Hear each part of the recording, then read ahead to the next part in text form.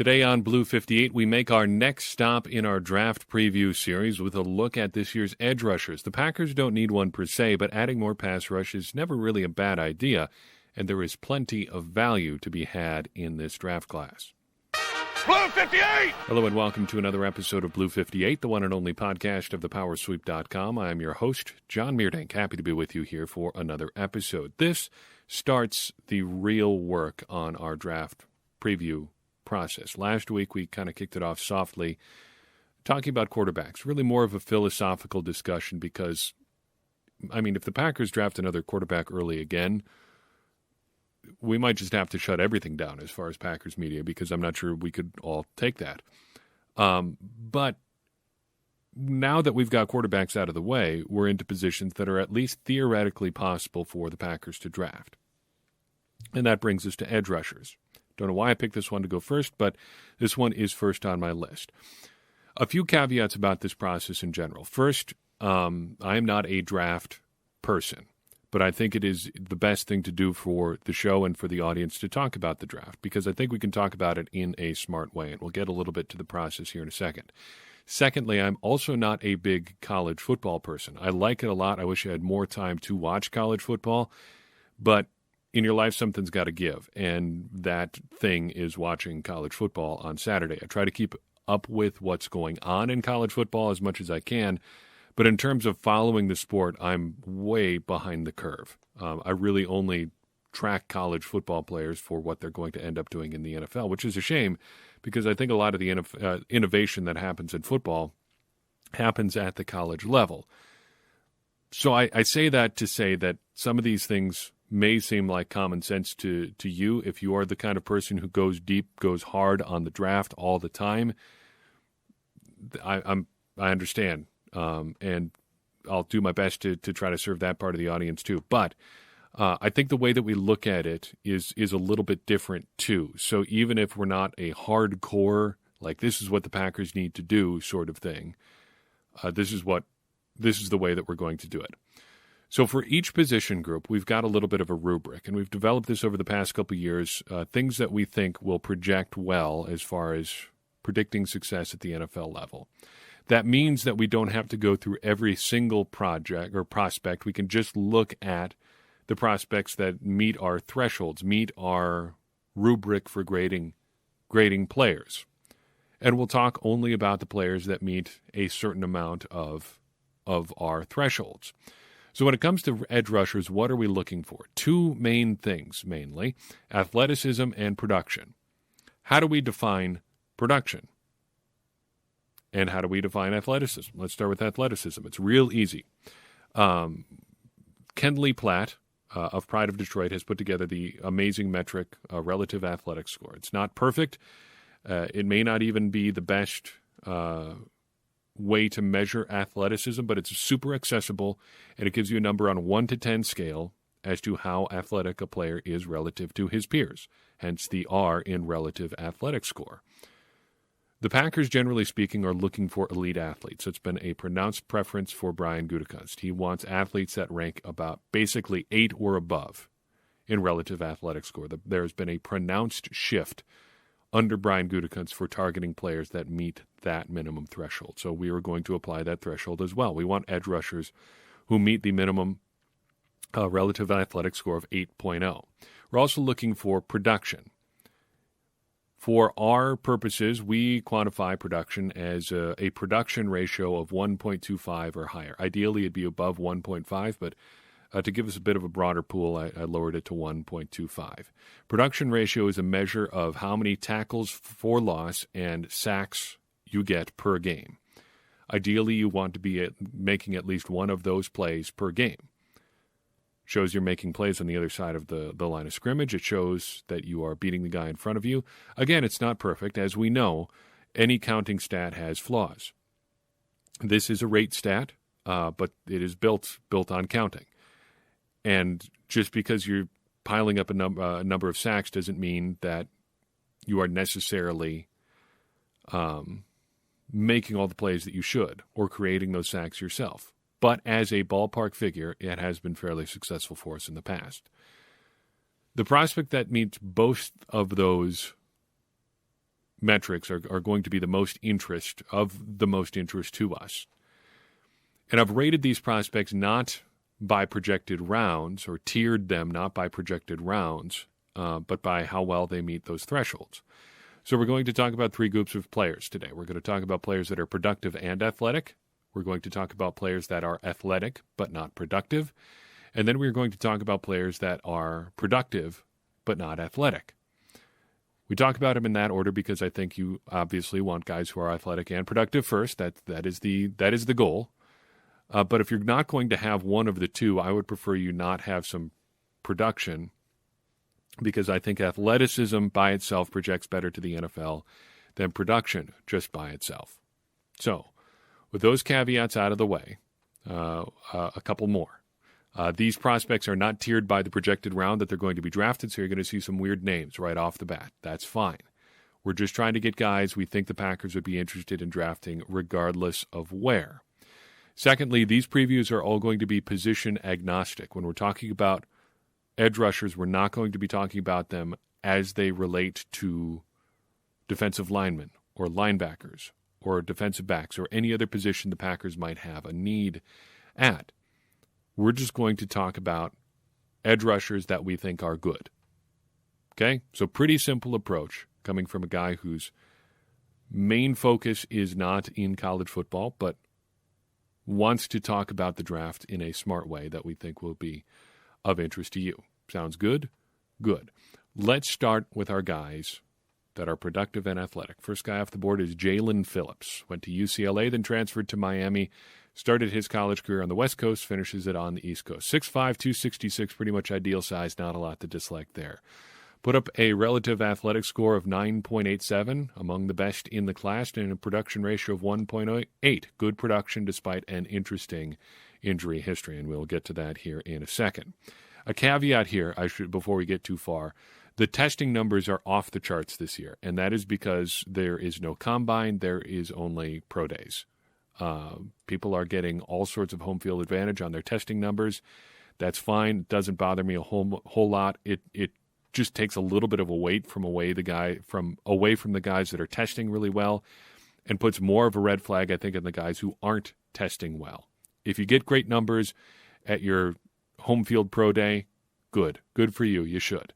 If you can't test well on your home field in an ideal circumstance, that is a bit of a red flag to me. So just that caveat aside. What do we like about Mr. Phillips? I like the size athleticism combo a lot. He could add a little bit of weight and play more hand-on-the-ground style. He could play a little bit lighter and be more of a pure pass-rushing edge. If he's this size right now, there's a lot of different directions you can go. What's not to like here is his injury history. Here's Daniel Jeremiah writing about Mr. Phillips. Quote, Phillips had a rough 2018, first suffering a wrist injury, and then he was hit by a car while on his scooter, and then suffered another concussion during the season. He played just 4 games that year before UCLA announced Phillips was retiring from football. He changed his mind and enrolled at Miami in 2019, sitting out that football season as a transfer. Experts are saying that he's kind of in the mold of a Frank Clark. PFF says he oozes power, Pro Football Focus. Bit inconsistent, a bit too upright. The Ringer's draft guide says Phillips can get off balance and lunge out over his skis at times, so sometimes can have his size used against him a little bit, but really solid prospect to start. Next up is Ellerson Smith out of Northern Illinois. Big, tall dude, 6'7", 245, relative athletic score of 9.72, production ratio of 1.43, which is good but not elite given his testing level. I like tall edges, so when you talk about guys that are 6'7", I like that. So I like Ellerson Smith's lengths. I don't like that he didn't dominate playing smaller college ball. A guy who is as athletic as he is, as big as he is, should be more consistent than he was. He also sat out 2020. So how is that skill set going to translate after a year away from the game? Experts like him, though. Ian Cummings of Pro Football Network says he's a strong day 3 pick. Has the freedom of movement to profile well in a 3-4 outside linebacker role, but if he can add more to his frame, he could be a solid 5 technique with inside-outside functionality. So more stand-up outside linebacker in a 3-4, maybe a down lineman in a 3-4, maybe a 4-3 end. A lot of versatility with Mr. Smith. Joseph Osay is up next at a Texas 6'3", 253, relative athletic score of 9.49 and a production ratio of 1.43. I like that he's productive even at a smaller size. Guys in the 6'3", 6'4" range don't always tear it up in college, even if they are stellar athletes. This guy did. He got a lot done at Texas. What I don't like is that he's almost uniformly described as a finesse player. If you're going to be undersized, don't be solely a finesse player. You got to have some power. The experts like his movement skills. They like his athleticism, even if he's not a just bonkers tester, although he did put up some really good testing numbers. Lance Zierlein says he is a former inside linebacker who has seen his stock rise quickly after a move to a more natural edge position. Osay's draft grade will require a good deal of projection as he is still raw and inexperienced at his new position. I don't know if I buy that entirely. I think edge is a great position for a guy who is pretty raw to be because you can give him some pretty simple responsibilities. You give him kind of a two-way go. Say, if there's no running back coming your way, get upfield. That's about it. Hold the edge here, and if you see the quarterback holding the ball, go get him. Pretty simple. And if you've got an elite athlete like this guy, you can get away with doing that, provided you have some other edge help. Carlos Basham Jr. is our next prospect. Wake Forest product, 6'5", 286, 939 relative athletic score, production ratio of 1.31. I love his production and athleticism at 286. Rare to see a pure edge that big. Probably a little bit more on the defensive line end of the spectrum. Based on what I've read on this draft class, he may be the cleanest prospect based on our metrics, based on his production, based on his injury history. A lot to like here. You could do a lot worse than Carlos Basham. Experts ding him a little bit for banking on his athleticism too much. He tries to do things that are not always in his best interest just to maybe show that he can. Sometimes you just put your head down and bulldoze past people. And that apparently is not his game. Pro Football Focus puts it best. Quote, Basham is a bit of an enigma. He has the physical tools of a bull rush specialist, but a majority of his rush reps are swim moves. He rarely goes to a true bull rush or long arm. There's a good chance some coach will get in his ear at the next level and unlock the special physicality he possesses. You can't coach a 6'5", 285-pound man to fly around the field the way Basham does, end quote. Next up is a Michigan product right up the street from me, Kwity Paye. Michigan product, 6'4", 272, good athleticism at 9.34, good production ratio at 1.35. You like that he has that profile, but you don't just plug a guy like that in, given where he's been developmentally the last couple of years. Listen to his list of cons here on Pro Football Focus's draft guide. They say his pass rush move is also often him just trying to barrel through opposing linemen. He doesn't really set up offensive linemen, just fires off and goes. Despite size, not much of an interior pass rusher, and he doesn't have many counters or combos in his pass rushing repertoire. That sounds very similar to another Michigan product that we saw very recently in Rashawn Gary. Overall production numbers are solid, but people want him to be a little bit more consistent too. Lance Zierlein kind of puts a little bow on it, says the traits and explosiveness are enticing, but the film says good rather than great at this time. So you've got a couple guys here in Basham and Paye that are athletic and big, but almost seem to be trying to do a little bit too much. Interesting trend. William Bradley King's our next double threshold hitter. Coming out of Baylor, 6'4", 248, so a little bit on the light side, but a good relative athletic score at 9.18, a good production ratio at 1.32. At 18 sacks in 36 games, not too bad. Don't like, I have some questions about his athleticism.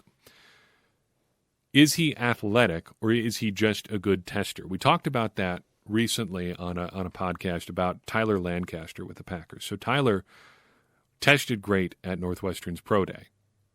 we haven't necessarily seen the explosive athleticism that he showed he was capable of producing at that pro day on the field. He is pretty much just a semi-immovable object because he doesn't go forward or backward very much at all.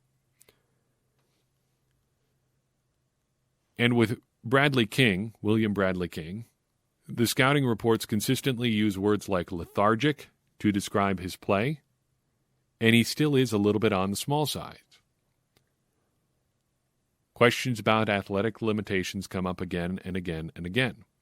So you're probably looking at more of a rotational guy here than a top-end starter. Up next, my favorite name in this group of players, Hamilkar Rashed Jr. out of Oregon State. Another smaller edge, 6'4", 235. His relative athletic score is in the 8s, 8.3, but his production ratio is all the way up at 1.53. Gotta love that name. Big win there. Strictly on production ratio, he is 7th in the class, in the backfield all the time, making plays. Good for him. What's not to like, though, is he's already just barely on the plus side of elite as far as athleticism goes. And since he's probably going to have to add mass, I don't want to say probably, he's definitely going to have to add mass. Can you do that and stay productive? There are some significant questions about that, and not just from me. I wrote that down, and then I went and read the draft guide about him. Here's what Pro Football Focus said. Quote, Rashad's college career has already demonstrated why evaluators are wary of drafting undersized edge rushers into the NFL. After bulking up to 245 pounds this past season, more than 20 pounds heavier than his first year as a starter in 2018, Rashed saw his effectiveness dip. His elite quicks from 2019, when he racked up 15 sacks, fizzled out. And even with the added weight, there was still no real power aspect to his game. In 7 games, Rashed managed all of 8 pressures. There's a good chance he'll have to end up at off-ball linebacker in the NFL. Still, I like that profile, and maybe if he's a late pick, he's a heavy rotational edge and special teams player. At 240, 235, 240, and 6'4", you've got a dynamite special teams prospect there. Maybe a late-round pick there. Also a contender for elite names, Aziz Ogilari out of Georgia, 6'3", 240, 817 relative athletic score, production ratio of 1.46. I like that he looks like a finished product already. Athleticism, production, body type, it's all there. And it seems like he plays smart enough that it all seems to be coming together for him. I dislike that he looks like a finished product already. He's coming in a little undersized already, and you wonder, like with Rashed, if adding size really screws it up for him. Being undersized is a bit of a problem. This is why big guys get all the attention, because big is rare. If you guys have guys that are big and athletic, it's better than guys that are small and athletic. Sometimes people overthink that. They want to find the guy that tries hard, doesn't have all the physical tools. Sometimes you just got to take the big guy. There's a lot more room for error with a big guy who has some question marks than a small guy who has some question marks. That rounds out our guys that are athletic and productive. What about guys who are athletic but not quite as productive? Let's talk about Jason Oway out of Penn State, 6'4", 252, might be the best single athlete at edge or maybe in the entire class. He's right up there. At that size, relative athletic score of 9.92 and a production ratio of 1.03. Apparently has been timed in the 4.3s in the 40-yard dash, which is just bonkers, running at 250 pounds. I love those athletic testing numbers. I wonder if he's going to end up being just another entry in the long line of elite athletes that can't cut it against other elite athletes. Because that's something you see all the time. Guys that are overwhelmingly productive in college based on their athleticism and athleticism alone, and then they get to Sundays and they find that everyone else is as good an athlete as they are. Can Mr. Oway cut it against other elite athletes? Experts wonder too. The Ringer points out that he's a fairly inexperienced player. He didn't take up football until his junior year of high school, they write. He can be a bit too reliant on physical talent and needs to develop a more complete pass rush repertoire. Lance Zierlein is very optimistic. Quote, "It's not all there yet, but with more coaching and experience, Oway has the ability to rate as a Pro Bowl rush linebacker with the ability to stick a hand in the ground if you need it." Up next, another big, long edge rusher, Joshua Kane Doe out of Florida State. 6'7", 265, and posting a relative athletic score of 9.59. Good numbers so far, but the production is a little bit scary. He's got a production ratio as an undergrad of just 0.79. That is not great. So you love his length, but you really don't like that he did practically nothing with his size and athleticism in the 31 games he played in college. 16.5 tackles for loss, 8 sacks in 31 college games. That's not going to cut it. Leg injury also limited him to 3 games as a junior. Experts ding him for his productivity too. Pro Football Focus graded him poorly for his entire undergraduate career. In 4 years of playing time, they write, after being a highly touted recruit, he never cracked a 70 pass rushing grade. That's hard to believe, given his physical tools. Back to Penn State we go for our next prospect, Shaka Tony out of Penn State. 6'3", 252 pounds, a production ratio of 1.21, so just narrowly missing our threshold for production. You like his productivity plus athleticism.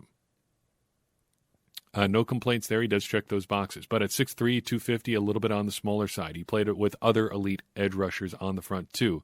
So was his production ratio boosted by doing some cleanup stuff? You wonder. Chad Reuter of NFL.com says he could find a home as a backup edge rusher with designated pass rush potential if he can improve his conversion rate in attacking the pocket. So digging his productivity there a little bit as well. Back down to Florida we go, talking about Janarius Robinson out of Florida State. 6'5", 260 pounds, a relative athletic score of 9.33, but a production ratio of just 0.84, almost exactly where Rashawn Gary was coming out, just to ballpark it for you. What I like is that he's long, if not tall. So 6'5" is tall. That's how tall I am. I'm taller than most normal people. It's not ginormous for an NFL player, though. But he is very, very long. 86-inch wingspan. Albatross man. What's not to like is the production. Significant red flag there. A guy that athletic with those physical tools should be producing more. And that points to a potentially slow development timeline. Does have the tools, doesn't have the production.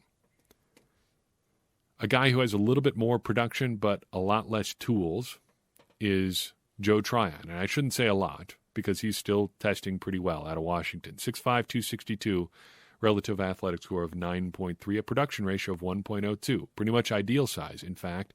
But he is a little bit more unpolished and doesn't really translate his athleticism to production. I like Tryon a lot, though. And so does Pro Football Focus. They say he chooses violence on every play. There's not an ounce of hesitation or softness in his game. He's going to attack blockers with reckless abandon.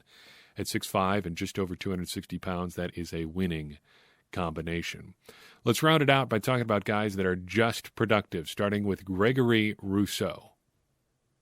Miami product, 6'7", 265, a relative athletic score, though, of just 7.75. So good, but not elite. Production ratio, though, of 2.5. Bananas testing numbers, or production numbers, excuse me. There are some concerns there. You like his functional athleticism. He was a wide receiver back in the day, hugely productive with an asterisk. See if you can find it. I'm going to read his last 3 seasons for you. He had an injury-shortened 2018. He had that monster 2019 season, and then he opted out for 2020. Can you see why people might be a little bit concerned about his production? How do you project a guy who's been productive for exactly 1 year? Pro Football Focus writes his 16 sacks as a redshirt freshman in 2019 are eye-popping, but he was far less of a polished product than those numbers suggest. You think? I think. Still, you start circling back to those numbers again. 6'7", 265, 16 sacks as a redshirt freshman. Somebody's going to talk themselves into him earlier than later.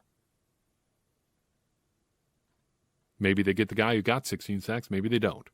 But you can see what they're thinking when they do. Quincy Rochet, another Miami product with some time at Temple before that. 6'3", 245, so not quite as big as Mr. Russo, but few are. 2 Frenchish names in a row, though. That's pretty neat. Production ratio of 1.88. Gotta like that. Relative athletic score of 638. Don't like that as much. Occasionally, the rubric that we use of production and athleticism will kind of trip over a guy who's just a motor guy. A guy who gets sacks, gets production through just sheer want to. And you can get by with that at the college level, but do you get swallowed up by better tackles, better offensive linemen in the NFL? That's a big, big question mark. This might be that sort of player. And given that he's not a great tester, it becomes a bigger question mark. It becomes an even bigger question mark because he's only 6'3" and 245 pounds. So on the one hand, you've got a guy who's very productive. 1.88 is great. But on the other hand, he's not a great tester, not a great athlete, and he's small. It makes you wonder if he was just productive because of good teammates. I should say before we get too far into our just productive, so productive but not athletic category, I weigh up the threshold here for guys that we wanted to talk about in terms of production ratio. I figure that if you're not going to be super athletic, you better be really productive for us to take notice of you. So I only am talking about players who had a production ratio of 1.6 or higher. And that nets us 3 more guys in our rundown here. The final of those 3 guys is Tyrone Jackson out of Coastal Carolina. Go Chanticleers. 6'2", 260 pounds, so a bit of a stumpy edge rusher. Production ratio of 1.88, relative athletic score of 5.65. One of those numbers is real good. One of them is not real good. Hilarious, though, combination of production and size. Is he an edge rusher? Is he an interior guy? What is he? The numbers are hard to argue with. 42.5 tackles for loss, 24.5 sacks in 41 games. Hey, I'm not going to knock a guy for getting things done at that size. Even in college, for an edge, for anybody in a front 7, 6'2" is pretty small. I don't really care how he's getting his numbers at that point. That is worth at least calling out. Plus, he had my single favorite nugget in this preparation process. And it was especially in my mind because of what's been talked about in the NFL this week about potentially allowing defensive players and non-quarterbacks or kickers to wear single-digit numbers. But Tyrone Jackson wears number 9. You won't know why he wears number 9. He wears it in honor of his brother, who died of leukemia when he was 9 years old. Pretty cool remembrance there, and a good moment for us to remember that these guys are people too. They're not just numbers on a page. They're not just scouting profiles for us to take a look at. So those are our numbers. Those are our guys. We've got about 12 or 13 guys here sorted into 3 tiers. I'm going to do tiers for every draft class. And when it's all done, I will, tweet out or something, my list of the tiered players. Tier 1 guys are going to be guys that I have few reservations about, if any, based on our research, based on the numbers that we think they need to be meeting. These are the guys that I would feel happy about the Packers drafting at any point in the draft, relative to needs and blah, blah, blah. You get it. Second tier is some questions, but not major. And then third tier is major questions, potentially, but still worth considering. None of the guys that I want to spend any amount of time talking about are guys that I don't think I would mind seeing on the Packers. I'm not going to spend time talking about guys that I don't want the Packers to draft. That seems like a waste of my time and yours. The tiers are guys, basically order of preference of guys that I would like the Packers, that I think would be worth considering for the Packers at some point in the draft. So in those three tiers, let's start with Tier 1. For us, Tier 1 was productive and athletic. Jalen Phillips, Ellerson Smith, Joseph Osay, Carlos Basham Jr., Kwity Paye, William Bradley King, Hamilkar Rashed Jr., and Aziz Ogilari. Tier 2 is athletic but not necessarily as productive. Jason Oway, Joshua Kane Doe, Shaka Tony, Janarius Robinson, and Joe Tryon. And then Tier 3 is just productive. Gregory Russo, Quincy Rochet, and Tyrone Jackson. Those are our edges. Is that a comprehensive list? No. We don't have testing numbers from everybody yet. We could get more guys that meet our threshold as the spring goes on, and we'll try to circle back and get some of those guys yet. Is that everybody who should be considered? Also, no. I know you are going to have suggestions. I know you're going to have questions. Why didn't you talk about this guy? Why didn't you talk about this guy? Why didn't you talk about this guy? Well, if you ask, I will try to answer that. And if there's somebody you think we should talk about that you haven't heard yet on this podcast, go ahead and do that. I would really appreciate your feedback there too. In the meantime, that's all I've got for you in this episode. And I would appreciate it if you would go ahead and share this episode with someone you think would benefit from hearing it. I'm open to feedback. I'm open to your thoughts. I'm open to your questions about who you would like to hear about. Help me make this draft process as beneficial to you as I possibly can. And help me grow this conversation we're having about the Green Bay Packers, because that is what is ultimately going to help us achieve our goal, me achieve our goal of helping everybody become a smarter Packers fan. Because as I always say, smarter Packers fans are better Packers fans, and better Packers fans are what we all want to be. I'm your host, John Meerdink. We'll see you next time on Blue 58.